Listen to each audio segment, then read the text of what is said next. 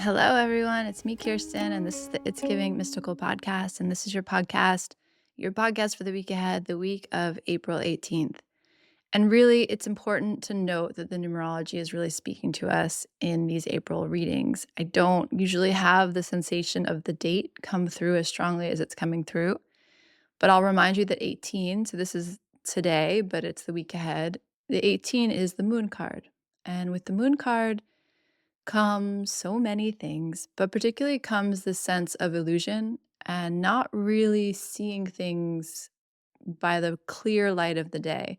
And that can be a good thing, as in dream work, as in hypnosis, as in anything that kind of shifts your perceptual state. So when I say altered perceptual states, I'm talking about naturally induced. I'm talking about your body, your mind, your field's ability to shift into different states of awareness, which is very important in shamanic work, very important in any kind of energy healing.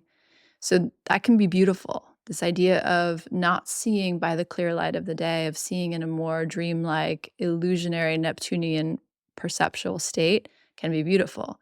It can also be damaging. It can be, there's not truth here. It can be, I'm lost. It can be, I can't find my way out of this. It can feel like a real fog. All the heavy, wet, confusing aspects of Neptune come into play. I will also say that the moon card is ruled by Cancer. This idea of the mother is here with us. This idea of your maternal lineage is here with us. The emotional states. So, how that can be, again, such a blessing, such a connection with reality, connection with the world, connection with our own heart, and how it can also overwhelm. Both of those things are here. So, just feeling into, for some reason in this April month, the numerology really wants to make itself known. We saw that with the 4-4, the stability of that. We saw that with the 11, meaning the movement, the fast pace. And now we see it with the 18 and just this energy of maybe things are not what they seem to be. Maybe there's something that needs to be clarified. Maybe you can go on this journey, but what's anchoring you while you go on this journey? How do you find your way in a dreamlike realm or in a magical realm or an imaginary realm? How do you find your way in that space without losing a sense of the ground? And even if it's the groundless ground, right? How do we stay tethered to something that allows us to pull back, that allows us to come home, that allows us not to be shattered here? Because the danger with this Neptunian energy, with this moon energy, is that we can really feel like we've lost ourselves. And we can get overwhelmed by other people's energy, and we can get overwhelmed by information, and we can get overwhelmed by our fears and the things that begin to churn up in our field. And so we want to just know that this is possible. We want to have a sense that this is part of the atmospheric right now. And how do we find our safety, our tether within these dreamlike places? This state of the moon, this place of the moon can be beautiful and transformative and liminal in a way that opens up possibilities and new pathways. And it can also be overwhelming, and you can feel lost and confused and unclear in the space. And what the difference is made by how anchored you are into something eternal. That concept of what remains. That's important. There's a reason why that came up last week. There's a reason why that's still here with us today. Okay, so just to kind of start off with that conversation. And then knowing that the world came in last week, there was some ending. And we can get a little bit in our heads about this, like, oh, what's the ending? We had conversations this week actually in the Mystic Rising community about having almost a foreboding of what's ending versus a real presence with what is and watching from that place as things shift. The idea of a snake shedding its skin was very present in our work in that community last week, and it was present in a larger way with the world. And you have to remember that the snake shedding its skin is not a effortless process. It's also not really a conscious process. It's something that's happening. It's a calling, it's a longing to find something to move against. That's what the snake does, right? Like the 3 points, moves against to pull the old skin away. And what you're left with is a real sense of rawness and vulnerability and sensitivity. And that needs to be honored. There needs to be protection around that. Like you deserve to be protected around that. So what shifted, what ended, what ending came isn't necessarily something you can consciously say like, "Oh, this ended now." But on the flip side, on the back end, like when we look back at it, we'll be like, "Oh, I see how that was a moment where I had done X before and now I began to choose Y." Or I'd seen the conversation from this perspective, and now I see it from this perspective. I had moved through the world in this way, and something called me to start moving about the world in a different way. So there's just these, it doesn't have to be this like end of a relationship or end of a job or end of a project or end of a dynamic. It can be something more subtle. It can be an evolutionary process that's happening more quietly, more internally, more unconsciously. So all that's here too. And the card I pulled for us this week is the 9 of Wands. The 9 of Wands is concerned with completion, coming to the end of a cycle around our energy body. So around our fire, our light, our inspiration, our sexuality, our creativity. And there's something about the 9 that comes to a place of fullness. The interesting thing about, so all the suits have a different energy. And so the Wand suit has the energy of fire and light. And one of the things about the wand suit as you study the tarot is that it's unique in that the more you have of it, the harder it is to manage. So you think about like a spark or a candle or a light or a torch, one, the Ace of Wands. It's easy to manage. It's exciting. It's warming. It illuminates. It's so lovely. 10 of Wands is like a raging wildfire. It's too much. We can't contain it. We can't get our arms around it. We can't make sense of it. It overwhelms us. It actually can harm us. It can be destructive. There's something about the wand suit that the more you get, the harder it is to manage. So we sit here at the nines. The nines are asking us, and the other important thing here to remember is that tarot, 9 is completion, and there's a 10th card, and then there's the court cards. The 10th card speaks to our inability to know when it's complete, to be so present and so grounded and so clear that when something comes to its fullness, to its completion, we know then to move on. We know then to make peace with it and look to the new day. Many of us, it's human nature, we have a hard time with the completion. We have a hard time with saying enough is enough. The tens come in to remind us that if we can't say enough is enough, the universe will say it for us. Hence the wildfire analogy. So we stand here at this 9, and the 9 is not quite a wildfire, but it's a pretty roaring bonfire. And it's asking you to acknowledge that there is power here that is bigger than you, and there's power here that needs to accomplish something, needs to do something. And you can be part of that in the best way. You can contribute to that and look that in the eye, or you can kind of turn away from that and ignore it and watch it maybe get past the firing, maybe get a little out of control. I hope this is working in terms of a metaphor.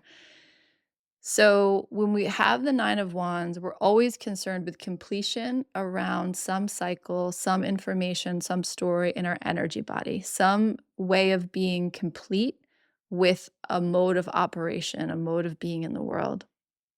The 9 of Wands is the card of the wounded warrior, because by the time you get to the 9 of Wands, you really have walked through the fire. And there's an initiatory quality to that, meaning you've had to cross through difficult things to arrive there. The important thing about the 9 of Wands is you sit there, the wounded warrior, having fought many battles, having conquered many, many things, many levels of challenge, many levels of yourself, many interior battles. You stand here in a place of real strength. Again, that bonfire analogy. There's a mighty blaze that's been created up until this point, and you stand there, and the difference is how you stand there. Do you stand there waiting for the next battle? Do you stand there in a type of hypervigilance or in a type of trauma, a sense of, I'll never escape this. I will always be fighting. My life will always be X, Y, and Z. Or do you stand there and say, well, I've really come to trust myself. I've journeyed with myself through so many challenges. I know who I am. I know what I stand for. I know what I'm capable of. I know what the world is asking of me. And so I stand here with a deep sense of peace and a deep sense of self-trust. No matter what comes around the bend next, no matter what life asks of me, I'm prepared. Like I'm prepared, I'm ready, and I'm safe. It's a huge distinction. And in many ways, like psychologically, I think it's a really important crossroads. It's a moment you come to where you become aware of your hypervigilance. You become aware of the healing you've done and the work you've done, and you decide that enough is enough. Like, you don't keep almost wounding yourself trying to prove that you are healed, trying to prove that you are enough, trying to work it enough, learn enough, fix enough so that you're finally worthy. There's a moment that comes where you are grateful for all of it, and then you also are willing to put it down and find peace and wait there and expand into the peace, expand into the spaciousness, knowing that life is a constant dynamic dance. Something else will come down the pike, but for now I don't need to invite more trouble where trouble doesn't already exist. And that's just an important thing to think about with the 9 of Wands. It's also a card of completion. So something, and we had that on the back of the world card, something is ending. And I could imagine that because this is following the world, there might be some way in which whatever kind of came to rest or came to its fullness in the last week might almost like rear up like a I'm picturing some movie. I can't think of it as like a children's movie where you think the monster is dead and then it reaches back out for you one more time. That kind of last girl vibe of a horror movie. But there's something about like the tide or the retreat of the thing and how it's gonna maybe reach back out, and the question is how you'll handle that. Who will you be when the challenge rears its head again? Who will you be when the old dynamic rears its head again? And there's just a real invitation to stay calm, and the image I had was like a lookout on a ship, like this sense of preparedness and caution, but not any kind of panic and not any kind of efforting. Like it felt very receptive. It felt like I'm going to stay here and I'm going to anchor in and I'm going to be aware and I'm going to watch for what's coming next. So it's like this active witnessing, but it's not a movement out, it's a movement down. And I think that's just something to kind of consider in this week ahead.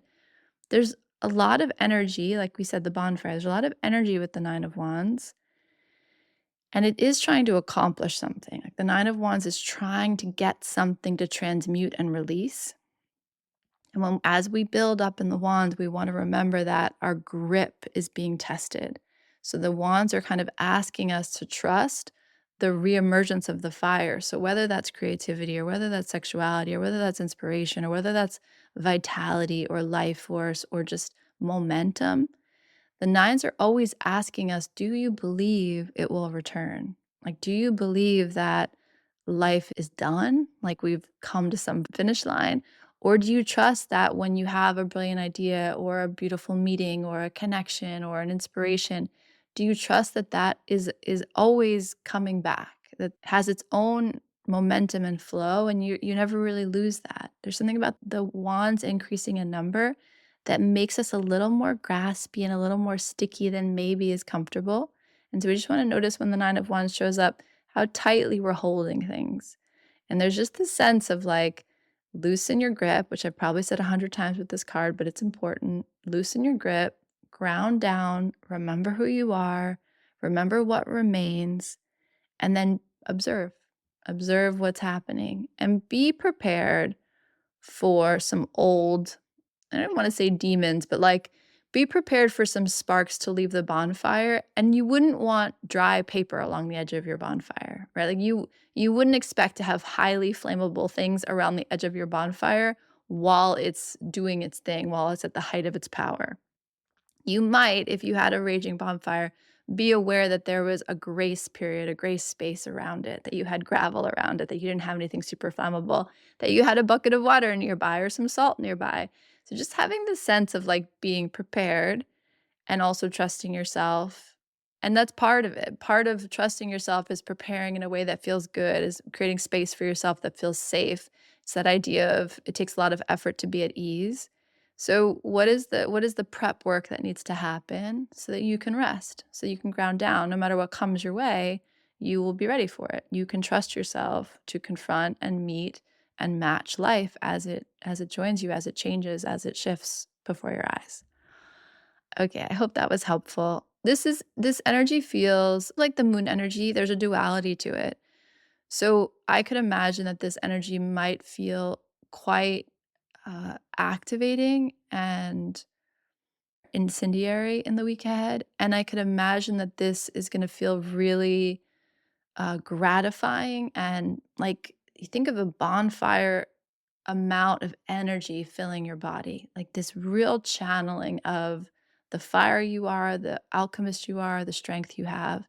So it's interesting that the difference is going to be in the preparation. Like I said with the moon card, the difference is going to be in how I'm feeling in my body, in my field. And that's gonna come down to the work I've done. And that's not like you haven't worked hard enough, so watch out. That's a in this moment, while you're listening to me, while you're here, take stock. Like look around your space. Classic exercise Cass Phelps taught me, right? Like you just write your name in the middle. What grounds you? What makes you feel safe? What nourishes you? Put all those things in the circle with you. Draw a big circle around it. And what belongs outside the circle? Like you are this dynamic, co-creative, networked being. And knowing where you stand and knowing what's around you and knowing what's kind of close in and how good that feels or how threatening that feels is just so important. So it's much simpler than it sounds. It's not like, you have to be prepared for all outcomes. It is a sense of knowing who you are and grounding into that. And then just for this week alone, because I know things will change just as quickly as they present themselves.